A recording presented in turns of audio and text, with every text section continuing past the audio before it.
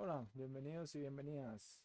Si bien cuento con la misma ropa, es que estoy grabando los videos el mismo día, entonces estoy grabando un video detrás de otro para acumularlos ahí e ir adelantando un poco. Vamos a seguir con los primeros pasos en Python 3, la segunda parte. De nuevo, esto es más como sintaxis, estructura y la idea es que ustedes vayan a buscar más información, vayan a ver ejemplos, lo comparen contra lo que hemos visto a clase y así. Vamos a empezar con una imagen que es súper vieja. En algún momento se veía súper cool cuando hice la presentación hace como 6 años, cuando lo hicimos un grupo de compañeros. Y ahí están los dibujos feos, lo siento. Ya tengo que actualizarlos. Bien, recuerden que para programar necesito tres cosas de fijo.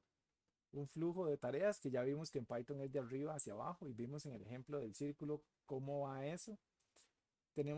Necesitamos bifurcaciones o estructuras de decisión. O sea, en español serían estructuras de control, bifurcaciones y estructuras de repetición. Recordemos que la bifurcación tiene una condición, una pregunta de sí o no, y la repetición tiene una pregunta de sí o no también, para saber si continúa o si ya se sale. Recordar este concepto de la indentación, que es yo tengo una línea, dejo una cierta cantidad de espacios. En Python se recomiendan 4 espacios si lo van a meter con la espaciadora o un tab si lo van a poner con la espaciadora. Python tiene una vara muy jodida y eso sí es muy jodido, que si ustedes mezclan tabs para la indentación con espacios, el MAE da error y es muy complicado de encontrar. ¿Cómo se hace para encontrar el error? Bueno, en Genie le das ver, mostrar espacios e indentación. Entonces las indentaciones aparecen como flechitas, los espacios como puntos. Lo veremos en clase, pero ahí tomen esa anotación. Ok, eh, la estructura de decisión o la bifurcación de ahora en adelante le vamos a decir un if, es un sí condicional. La condición, la decisión o la pregunta está dada por la evaluación de una condición que tiene como resultado, que tiene dos posibles resultados, verdadero o falso, o sea, sí o no. Es lo que hicimos en los diagramas de flujo, lo mismo. Entonces, ahí está un ejemplo de la estructura que tiene. Entonces, yo digo, sí, sería la pregunta, la condición es esta que está. Entonces, si el valor que está dentro de condición principal es igual a true, métase y ejecute esta parte. Este sería el camino de sí. El camino de no sería esto de acá. Esto se llama un elif, que es váyase por el no, pero al mismo tiempo haga otra pregunta. Entonces, el contenido de condición alternativa es igual a true. Bien, entonces ejecute esto. Y si no, que sería ya el último no, ejecute este código. Aquí hay algo muy vacilón porque vean, aquí los dos valores tienen true, pero no se imprimen estas dos condiciones, se imprime solo la primera. ¿Por qué? Porque como están anidados, entonces es yo llego, esta condición se cumple. Vamos a usar el término técnico entra acá, entra en este espacio y cuando termina, él no sale aquí, sino que sale al final de toda la estructura. O sea, seguiría ejecutando, man, yo estoy apuntando otra vez en la palabra que me es, perdón, condición y eso. Entonces él entraría aquí, pasa, ejecuta esta instrucción y cuando llega acá, ups, en lugar de pasar hacia aquí hasta este elif, lo que hace es que se va a ir al final y va a seguir ejecutando instrucciones a partir de esta esquinita de ahí para abajo, lo que se ponga más abajo. ¿Ok? Solo una de las condiciones va a ser verdadera. Hay muchas formas de expresar como la misma estructura, igual que en los diagramas de flujo. Acomodar esos rombos uno los puede acomodar de diferentes formas. Vamos a recomendar algunas y ustedes van a ir trabajando.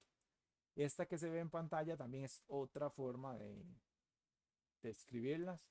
Entonces, por ejemplo, vean aquí que vacilón. Estoy definiendo un algoritmo para calcular el área del rectángulo. Eso lo sé porque tiene un nombre significativo.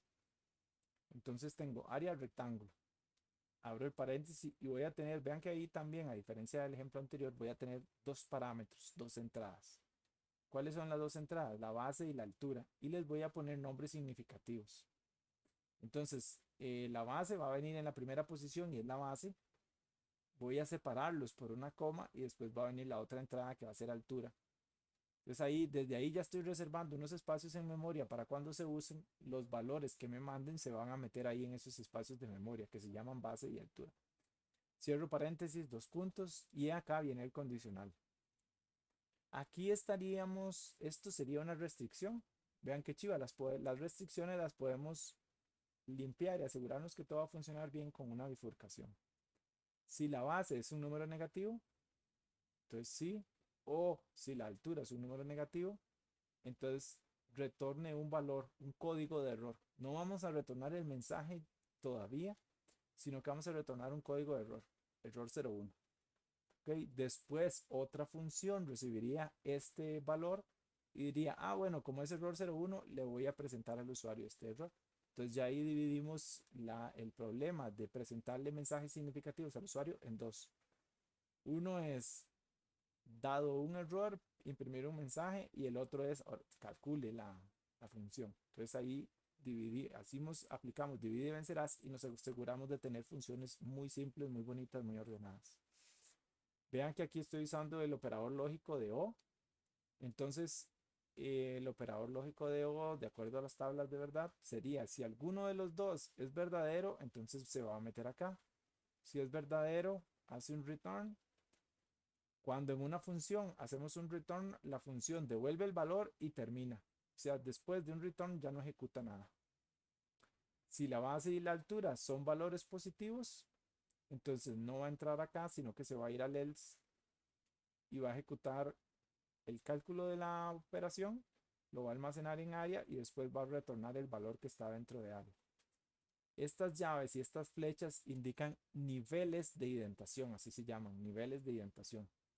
Entonces está dentro de la función un tab o un nivel de indentación. Entonces estas instrucciones están en la función, el if y el else.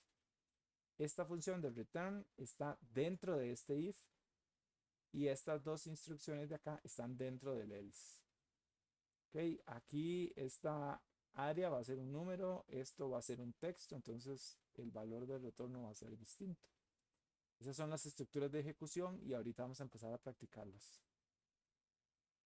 Hay varias formas de ponerlas, esto es lo que les mencionaba, igual que como las figuras para un mismo problema pueden variar en el diagrama de flujo, pues acá también. Esto se llama un if dependiente, una estructura de if dependientes, que es donde yo uso esta palabra clave, el if, que es si la condición 1 es verdadera, ejecute cuerpo 1 y salga del if, de todo el if. Si la condición 1 es falsa, pero la condición 2 es verdadera, entonces ejecute cuerpo 2 y después váyase al final del if. Si condición 1 es falsa y condición 2 es falsa, entonces ejecute cuerpo 3 y salga. Cuando son independientes, entonces lo que pasa es que siempre hago todas las preguntas y aquí yo sí me metería en todos. Si condición 1 es verdadero, ejecuto cuerpo 1 y paso al siguiente if. No me voy hasta el final. ¿Por qué? Porque no es esa estructura de if, el if, else. Si condición 2 es verdadero, lo ejecuto y sigo al otro if. Si condición 3 es verdadero, lo ejecuto y ejecuto cuerpo 3 y ya me voy ahora sí al final de ese grupo de if. ¿Por qué? Porque son ifs independientes y estos son if dependientes. De nuevo, estoy señalando con el puntero del mouse y no se ven. Bueno, este if, este if, este if. Estoy entrando en desesperación con este problema de dos pantallas. Ok, códigos de error. Ay, perdón. Estos ejercicios los vamos a hacer en clase, entonces me los brinco. El manejo de errores es para pasar un mensaje entre dos partes de un programa, de una función a otra. El manejo de errores va a tener esas dos partes. Primero, yo puedo pasar errores de una función a otra y después yo puedo presentarle errores a la persona que está, al usuario, a la persona que está usando el programa. Son dos niveles distintos. Entonces, para manejo de errores de programa a programa en el paradigma imperativo, vamos a retornar códigos de error. Me encontré un error, error 01, error 02, error 03. ¿Ok?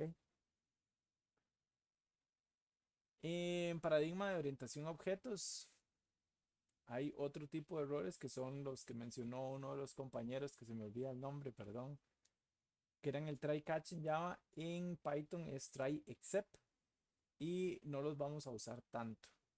porque vamos a preferir los códigos de error para mantenernos en el paradigma imperativo. Tienen otra forma de funcionar y otra forma de pensar acerca de los errores. Esa es la diferencia entre retornar un código de error o esto se llama lanzar una excepción. Ahora, el otro caso es el que les mencionaba, cuando un programa ya tiene que presentarle un error al usuario. Entonces ahí es cuando nosotros convertimos ese error 01. Entonces hay que decirle, bueno, la salida de nuestra función calcular área fue error 01. Sí, entonces imprímale en la pantalla del usuario el mensaje, el valor del radio es negativo.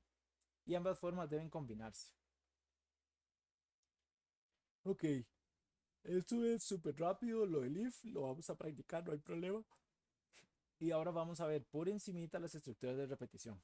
Nos vamos a concentrar primero en hacer funciones y bifurcaciones y después las estructuras de repetición.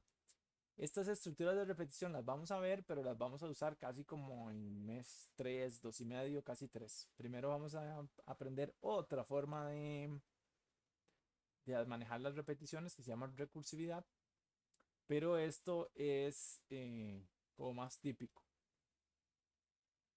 Ok, entonces vean que es la estructura de repetición del paradigma imperativo. Y esto es una palabra clave, la que está en anaranjado, que es el while. Esta expresión de acá sería la pregunta, que es una pregunta en el mismo formato del if. Y después el bloque de instrucciones que se va a repetir. Entonces, esto se lee mientras la expresión sea verdadera, repita bloque 1. Y tiene un else también, pero ese casi nunca se usa. Es más, yo creo que nunca lo he visto en código. Esta es otra estructura de repetición para recorrer cosas que tienen como múltiples elementos, como decir la lista del supermercado. Entonces, en la primera vuelta, esta variable iterador asume el valor del primer elemento. Ejecuta bloque 1 y cuando vuelve a la siguiente vuelta, el iterador automáticamente se le carga el segundo valor y automáticamente el tercero, el cuarto, el quinto y solito termina cuando se termina la secuencia de cuando termina la lista o el texto. Ok, vamos a dejar asignación moral, probablemente en clase ya la hagamos formal, pero vayan y revisen uno de los PEPs, el PEP 8, que es el que tiene una guía de estilo de cómo se debería programar y entonces tienen que configurar su editor para que programe de esa forma. Identación, se usan 4 espacios en blanco, no tabulación. El intérprete lo soporta, pero por estilo la gente de que trabaja en Python dice no, no, más 4 espacios porque es más elegante. Líneas de código con menos de 79 caracteres, entonces uno configura el editor para que cuando llegue a 59 caracteres o me ponga una línea o para yo dividir las líneas y que se vean chido. Se dejan líneas en blanco para separar funciones y para separar bloques grandes de código. Dentro de ese documento, el PEP 8, vienen algunos ejemplos. Para las funciones se usa una notación que se llama snake case, o sea, separado con guiones bajos.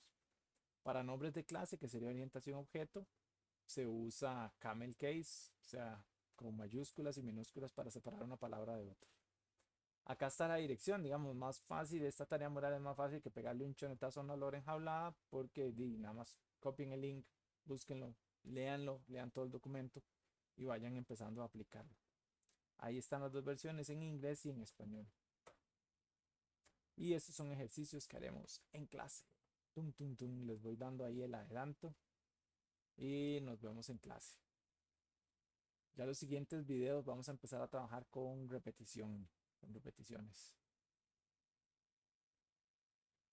Déjenme ver cómo salía yo de esto. Hasta luego.